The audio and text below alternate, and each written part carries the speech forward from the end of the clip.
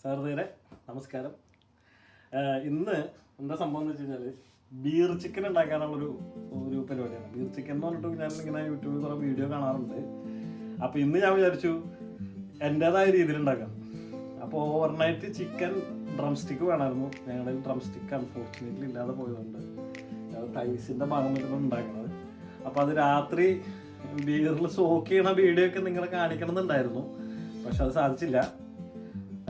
അതും കഴിഞ്ഞിട്ട് അത് മറ്റേ ഉപ്പ് മുളക് പൊടി കാര്യങ്ങളൊക്കെ ചേർക്കണതും കാണിക്കണമെന്നുണ്ടായിരുന്നു, അതും സാധിച്ചില്ല. എനിവേ ഇപ്പം ഞങ്ങൾ അതൊക്കെ കഴിഞ്ഞു. രാത്രി ഓവർനൈറ്റ് ഓവർനൈറ്റ് മുഴുവൻ ബീറിൽ നമ്മൾ സോക്ക് ചെയ്ത് വെച്ചു.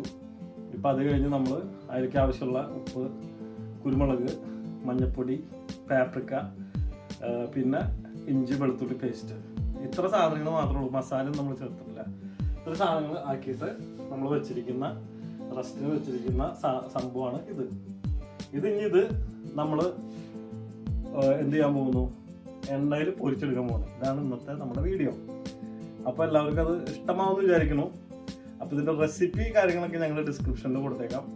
ആവശ്യമുള്ളത് ഉണ്ടാക്കാൻ ശ്രമിക്കാം. ഇത് ഞാനും ആദ്യമായിട്ട് ഉണ്ടാക്കുന്നതാണ്. എൻ്റേതായ റെസിപ്പിയാണ്.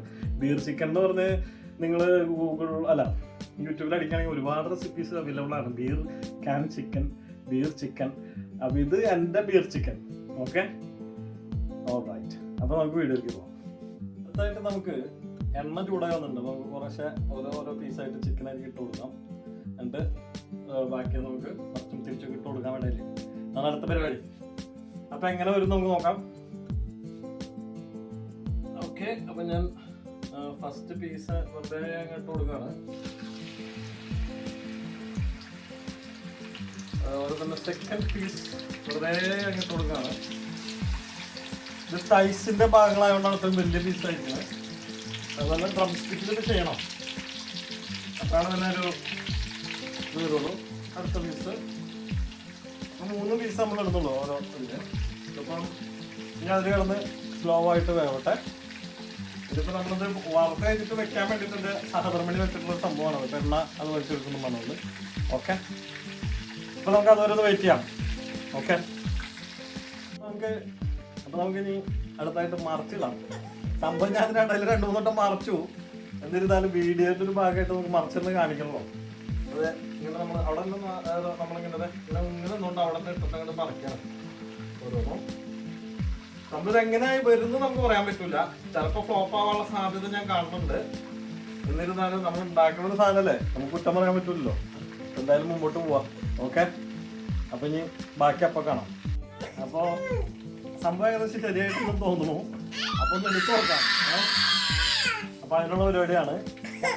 അപ്പോൾ നമ്മൾ ഇച്ചിരി വേവ് കൂടിപ്പോയെന്നൊരു സംശയമുണ്ട്. സംഭവം റെഡി ആയിട്ടെന്ന് തോന്നുന്നു. നമുക്ക് എന്തായാലും ഒന്ന് ഒരെണ്ണം എടുക്കാം. സംഭവം ഇച്ചിരി വേവ് കൂടി ഒന്ന് പോയൊന്നും സംശയമുണ്ട്. കാരണം ഇടയ്ക്ക് ഞങ്ങൾക്ക് കുറച്ച് ആളുകൾ ഇവിടെ വരാനുണ്ടായി. അപ്പം അതിൻ്റെ ഭാഗമായിട്ട് ശ്രദ്ധ മാറിപ്പോയി. അതുകൊണ്ടാണ്. ഓക്കെ,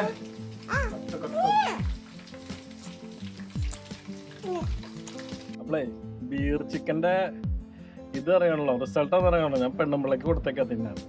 അപ്പോൾ അവളതും കൊണ്ട് പുറത്ത് പോയിട്ടുണ്ട്. അപ്പോൾ എങ്ങനെ ഉണ്ടെന്നുള്ളത് ഒന്ന് ചോദിച്ചറിയാം. അതൊന്ന് കഴിച്ചിട്ട് അഭിപ്രായം പറയൂ മിസ് ബെൻസില അനൂപ്.